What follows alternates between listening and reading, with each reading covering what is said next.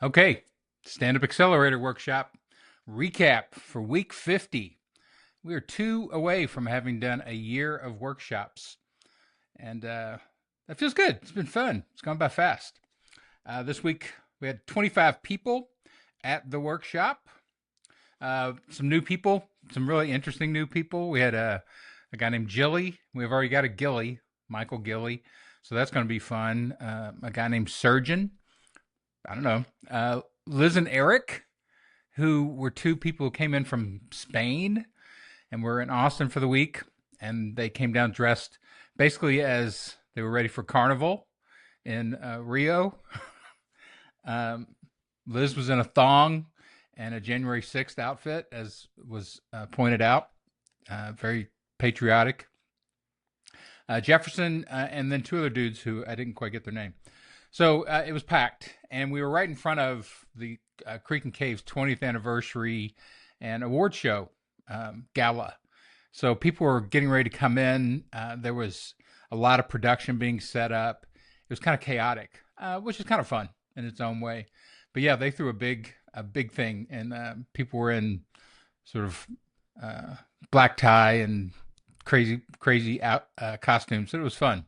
I didn't go because I only really enjoy things like that when I drink, and I don't really drink anymore, and ergo I don't really enjoy things like that. So I'm a terrible hanger outer. But they look like they had fun, and the people who did go said it was great. I mentioned during the workshop the very odd and unexpected passing of Michael Head, who was a member of the workshop. He died in his sleep on Saturday night. Basically 2 nights or a night and a half before his episode of Kill Tony aired. Very odd. He was in his 40s, not exactly sure what happened there. But funerals for comics, if you've ever been around the scene, are kind of events. I remember when Brody Stevens died in Los Angeles, and Brody was a incredibly loved comic, especially in LA. Very unique, very powerful, and his eulogy went on for a few hours, and it was pretty funny. You can look it up online, I think, and watch it. During the career section, we talked about David Kahn, the voice guy in the class who gets voice gigs here and there. And he got flown this past weekend to LA to do voice work for a gaming company who found him online. And apparently he's one of the only people, or is the only person, I'm not sure what this means, who can sing bass and tenor at the same time. I don't know if that means like I don't know what it means, but he got paid $1,000 to go do 3 hours of screaming into microphones for a gaming company. So it pointed out that there's lots of ways to make money in stand-up adjacent things. Stand-up teaches a certain set of skills, gets you a lot of exposure. People enjoy it. It's definitely a format that people have kind of recognized and look for to discover talent in, both writing and performing and all the sort of little side skills. So if you have side skills like that, voice work or acting work, or you're a character, or you can write certain things, you have to make sure that's known through your stand-up profile. For example, I used to to get known and get exposure, I used to write a free column in a online magazine called Shecky Magazine, which was pretty big in its day. It was read by a lot of people in the stand-up industry. And so I had a column there where I basically was advising comics who were out in the rest of the country on how they could break into Los Angeles and Hollywood if they wanted to try to get writing jobs, which is my thing. So as I got writing jobs, I documented it and talked about how you do that. And you can still find those articles online. You have to look up Shecky Magazine, Dan French Archive, I think. For some reason, I'm not listed on their website, but it's been up for a while. So I got found by that, by having a public presence. A commander in the Navy reached out to me and asked if I wanted to come to the Naval War College and talk to their think tank for a day of about 100 people, because they tried to train military commanders on how to think differently so they didn't get caught in one type of thinking as they predicted what was going to be happening in 30 years from now, which was their job at the think tank. So I went. It was super fun, and they found me because I had that column and because I have unique combinations in what I do, that I also do academics. And so that totally came out of, doing some type of public notice and explaining what I do on the side. So this week, super fun week. We're starting into a month of crowd work, and that'll probably be 5 sessions because there are 5 Sundays, I think, in August. But there's so much. Like, this is one of the things I would definitely encourage if you're in Austin to come down and do live. There's no real way to learn crowd work just intellectually. Even watching it on video and things like that wouldn't quite show you what it is. It's one of those skills that you can understand, you can sort of study, but you actually have to do it quite a bit to get good at it. So we talked about, as we did this, again, the workshop is always a mix of me talking about things and giving advice and people actively doing things. I try to mix those together because I think it makes things move faster. I definitely don't want to sit there and lecture. And I can't just do workshops because then people don't extract all the lessons. So we kind of mix those together. We started by talking about there are kind of 3 general types of crowd work that you can start by thinking about. There's when you're forced into crowd work because you have to deal with something negative in the room. That can be a heckler. It can be somebody who's disruptive. It can be anything that basically challenges your power to be the only one talking, because that's the game in stand-up. When you walk into this room, there's a contract that everybody's implicitly signing that says that person on stage is the funniest person in the room, and they therefore get to talk, and everybody else gets to laugh and listen and have a good time, but it's not a dialogue moment. So when somebody takes it and makes it a dialogue moment and heckles you or gives you a hard time or causes problems, you have to reassert power with that person. And there are a lot of techniques for doing that, and I'm going to go through some of those in the workshop. The second type is more positive. I call it developing new bits with the audience, like making the audience co-write, or at least be your researchers, your source of research. So a lot of times when I'm working on bits, and I'll be doing this tonight at a gig, I'm working on a bit about Christianity in a broad sense, and it may become a one-person show because I find, being raised religious / Catholic, that I think about this a lot, and there's a lot of comedy in it. And what you do when you do this kind of crowd work is you go up and you have part of it written, you have ideas, you have jokes and things, but you also have questions that you want to ask. So tonight I'll ask, how many Christians are here? How many non-Christians? How many people hate Christians? How many people don't trust Christians? And I'll just start gathering responses from the audience, and it'll take me in new directions that I haven't thought of. And that kind of crowd work is super fun. Like when I think about people saying that they like to go up and write, this is what I do. I write by talking to people. Other people go up and write by just flowing and hoping the moment and the atmosphere creates new thoughts and new ideas in their own mind. I find it much more fruitful to do that with other people and write in dialogue. And finally, the third type of crowd work is just developing new bits by creating comedy with the audience. So when you're going up that tonight, like I used to, towards the end of my professional kind of full-time, or at least more full-time stand-up career, I would go up a lot of times and not really do much material at all. I would start into crowd work and see how long I could keep it interesting. So I would have something I thought was funny to kind of start with, and I would phrase it in the form of a question, or I'd have questions that branched off of it. For example, I talked about this in the workshop. I think the last time I headlined the Velveeta Room in downtown Austin, I went up with the question of the observations. Did you ever notice that Winnie the Pooh doesn't have fingers? And I let that sit there and let everybody think about it for a minute, and they start to chuckle. And then I'm like, what happened to Winnie the Pooh's fingers? And that's the question that launches all the crowd work, because then I point to somebody and say, what do you think?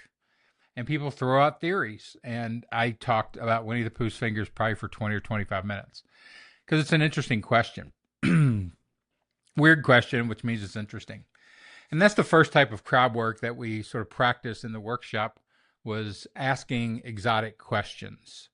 A lot of times crowd work gets a bad rap because people tend to ask the same questions over and over again, the mundane questions. Not that they can't work, because anytime you start talking to people, it can lead into all sorts of crazy directions. But the mundane questions are like, what's your name? How old are you? Where are you from? And your occupation, your relationship status. And you see this a lot on crowd work video. And then when it goes wrong, that becomes a clippable moment. But it's more interesting to me to have exotic questions ready to ask. Things like one of the questions I asked, and I came up with this in the moment while I was asking people things during a crowd work bit about, has anybody ever dated somebody who has a fetish or had a fetish? And people have crazy stories about this. So it instantly animates the room. People have great stories to tell, and they tell them, and it gets a great response. And then you can play around with it. So the workshop exercise that we first did was everybody took 5 minutes and tried to lay out 5 interesting, exotic questions that they could ask when they were doing crowd work, because you really should prepare these beforehand. It's great once you've done stand-up for a while. You can get your mind to relax and you can think in the moment while you're also doing comedy. But it's really hard on people who are just learning this, because your brain will be so anxious about coming up with something funny, you won't be able to use the other half of your brain to track down information and to ask good questions. And that's the first crowd work skill, really. It's, can you ask good questions? And that starts with exotics, and then it may start with also learning how to ask probe questions, which is you ask a general question like, what's your job? Somebody gives you an answer, and you're like, well, what exactly do you do? And a probe question takes the general, the broad, and sort of starts to pick at very specific details, because that's how you write comedy, is off details. So we practiced that. We had different people go up and ask exotic questions. I think Chris sort of started it all before we went on stage by asking the question of, have you ever eaten something that could be somebody, eaten something that you like to eat. I'm going to back up. I'll do crowd work to the camera. Chris asked, have you ever, do you like to eat anything that's not food? Or you like the taste of something that isn't food? And there's a lot of things that pop in your mind right away. But Charles, for whatever reason, said he used to like the taste of his action figures when he was a kid. So he would chew on his action figures, which led to all sorts of things, like the idea of, sort of chewing and eating on your action figure or your Superman or your Army Men. Pretty funny. So we had a bunch of different people go up and ask a bunch of different questions. There was a question somebody asked,